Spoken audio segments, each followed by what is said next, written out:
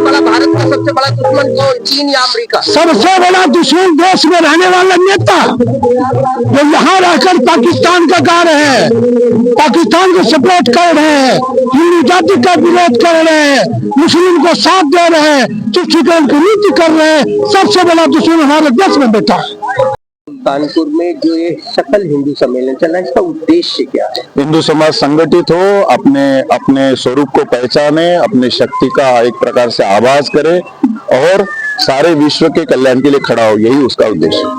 हिंदू सनातन समाज एक हो, इसका मूल क्या है? क्या कौन धर्म मूल है? धर्म मूल है, हमारे पास आध्यात्म मूल है, हम अध्यात्म के आधार पर ही समाज को जोड़ते आए, दूसरा कुछ नहीं। हमारे पास स्पिरिचुअलिटी सबको जोड़ने के लिए पर्याप्त है। भारत विविधताओं का देश है, ढेर सारी संस्कृतियां हैं, ढेर सारी भाषाएं हैं और कहीं न कहीं राजनीतिक उद्देश्यों की पूर्ति के लिए ढेर सारे लोग जाति को आगे कर करके विभेद पैदा कर रहे हैं। ऐसे में इसको जोड़ना कितना मुश्किल होगा? मुश्किल नहीं है, बहुत सहज है। संघ ने करके दिखाया है, 100 साल के हमारा अनुभव बताता है। हम धर्म के आधार, राजनीति से ऊपर धर्म के आधार पर बहुत सहजता के जोड़ते हैं और आध्यात्मिकता जोड़ने वाली कड़ी हमारी पहले भी रही, आज भी रही, आगे भी रहेगी। आगे का रास्ता क्या है? आगे भी रहेगी। आगे का रास्ता मैंने बताया, समाज को सब विषयों के साथ खड़ा हो, ताकत से पहचाने, उसके लिए जो कर सकते हो करे। इतनी धन्यवाद। संसद में एक राजनीतिक दल है, एक शख्सियत है, उन्होंने कहा कि हराम में भी राम है। ये जो सकल हिंदू सम्मेलन जिससे आप शामिल हो गए थे, इसका मूल उद्देश्य क्या है? देश और समाज की रक्षा के लिए यह हिंदुस्तान है, हिंदुओं का एकमात्र विश्व में यह देश है। हिंदुओं के कारण ही यह देश बचा हुआ है।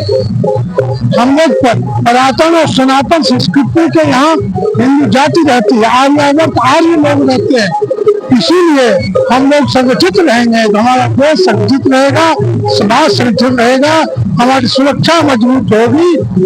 हम लोग राजनीतिक दल से ऊपर होकर के और समाज को एकजुट करके और देश को महान बनाना है, सनातन संस्कृति को महान बनाना है।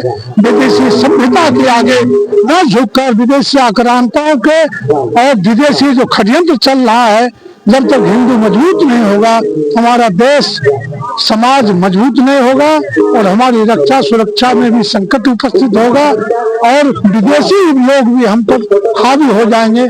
इसलिए हम लोगों को महाराज जी, देश में एक बड़ा तबका है जो अपने आप को मूल निवासी बताता है और अपने देश में 85% की भागीदारी करता है। वो ये कहता है कि आप सब बाहर से आए और तो अपने अधिकारियों की लड़ाई। बाहर हमारी अरबों वर्ष की संस्कृति है, ये 5000 वर्ष की नहीं है, 10,000 वर्ष की।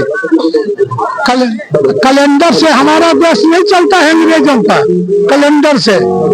देखिए 4 अरब 32 करोड़ वर्ष का केवल कल्प होता है, 8 अरब 64 करोड़ वर्ष का एक ब्रह्मा जी का दिन रात होता है। उस हिसाब से चल रहा है। ब्रह्मा की राय सुनिश्चित है। ये पुरातन संस्कृति आपको पत्र में मिलेगा, आपको कैसे विश्व पंचांग है, भारत पंचांग है, उसमें सब देखिए। अंग्रेजों से नहीं। आज क्या संदेश? आज सबसे बड़ा संदेश है कि हम सब हिंदू एक होंगे, न तो बांग्लादेश की स्थिति होगी, पाकिस्तान की स्थिति होगी। समाज एक नहीं होगा तो राजनीति वाले हमारी रक्षा नहीं कर सकते। सेना कहाँ तक किसकी रक्षा करेगी? सेना और पुलिस कायम कश्मीरदार है बिना सेना की सुरक्षा के। अमरनाथ के दर्शन, वैष्णो देवी के दर्शन में अल्पसंख्यक हो जाए, बहुसंख्यक समाज जब तक मजबूत नहीं होगा, हमारी देश सेना से और पुलिस से हम सुरक्षित नहीं रह सकते हैं। हम स्वयं सुरक्षित बनेंगे। जय श्री राम। धर्म संसद की मांग चल रही है, सनातन बोर्ड की मांग चल रही है और कहीं न कहीं महाकुंभ में इस चीज की मांग। सनातन बोर्ड तो सनातन देश है ही, हिंदू राष्ट्र है ही। हम यही मांग करते हैं देश से और हमारे केंद्र के अधिकारियों से, प्रधानमंत्री से, योगी से, सब लोग आवाज उठा लें। हिंदू राष्ट्र इसको बनना चाहिए। हिंदू राष्ट्र के अलावा कोई समाधान देश का नहीं है। अच्छा, आखिरी सवाल, सबसे बड़ा दुश्मन चीन या अमेरिका? सबसे बड़ा भारत का सबसे बड़ा दुश्मन कौन, चीन या अमेरिका? सबसे बड़ा दुश्मन देश में रहने वाला नेता जो यहाँ रहकर पाकिस्तान का गा रहे हैं, पाकिस्तान को सपोर्ट कर रहे हैं, हिंदू जाति का विरोध कर रहे हैं, मुस्लिम को साथ दे रहे हैं, तुष्टिकरण की नीति कर रहे हैं, सबसे बड़ा दुश्मन हमारे देश में बैठा है। कोई दुश्मन हमारा नहीं।